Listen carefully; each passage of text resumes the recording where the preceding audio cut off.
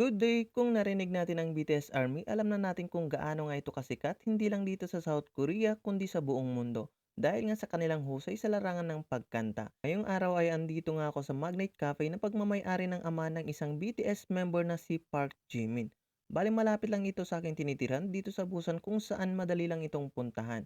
Ito ay matatagpuan sa 135 Ginamro, Namgo, Busan, South Korea.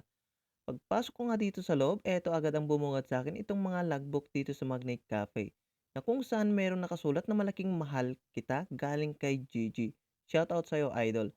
Dahil nga sa madaming nagmamahal, sumusuporta sa kanilang grupo, lalo na nga din dito si Park Jimmy na taga-Busan ay talaga namang dinagsa ng napakaraming mensahe sa kanyang logbook dito sa Magnet Cafe. Halos wala na ngang space na pwedeng sulatan. Siyempre dahil meron tayong follower na si Elona May na fangirl ng BTS Army, eto nga ang kanyang request at sinulat ko nga lang dito sa may logbook. Ganon din dito sa Idol Cres Exclamado Estrada na fangirl din ng BTS Army. Halos lahat ng pahina ng logbook ay nasulatan na.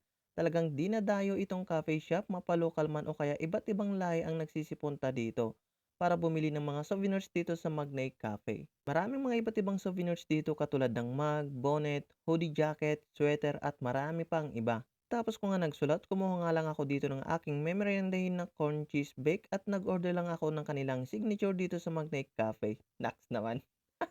Habang inaantay ko ang aking order, nag-ikot-ikot muna ako dito sa loob ng cafe na kung saan napakaganda, napakalinis, napakaluwang at ang sarap lang din talaga na tumambay dito. Naks naman.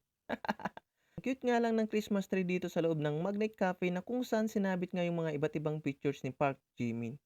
Hindi man ako familiar sa pangalan at mukha ng BTS Army, nang dahil nga sa pagpunta ko dito sa Magnet Cafe na kung saan napakaganda ng vibes ng lugar at ang sarap lang ng food nila.